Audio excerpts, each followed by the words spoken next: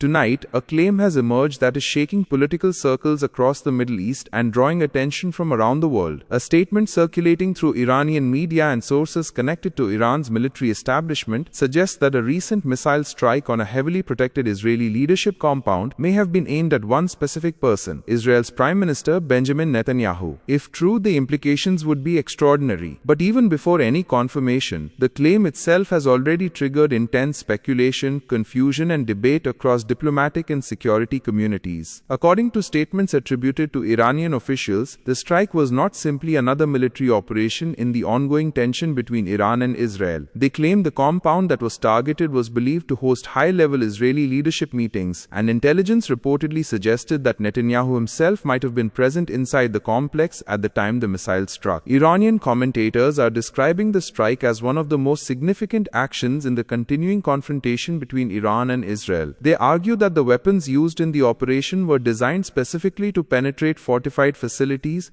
and cause extensive internal destruction. According to their narrative, the missiles deployed in the strike carried extremely powerful warheads capable of breaching hardened structures. Iranian sources claim the level of explosive force involved would have created a devastating environment for anyone inside the targeted area at the moment of impact. But what has truly intensified global attention is not only the strike itself, it is what happened afterward. In situations where speculation surrounds the safety of a national leader, governments usually act quickly. Public appearances are arranged. Official photographs are released. Statements are issued to reassure both the public and international observers that leadership remains stable and secure. Yet Iranian media outlets are now highlighting something they describe as unusual. They claim that since the reported strike, there has been no new televised address, no press conference, and no verified video message from Netanyahu confirming his status publicly. For a leader who is normally highly visible during times of national tension, that perceived absence has become a central talking point in Iran's narrative. Iranian commentators argue that if the Israeli Prime Minister were completely unharmed, visual confirmation would likely have appeared quickly. However, it is important to understand that at this moment,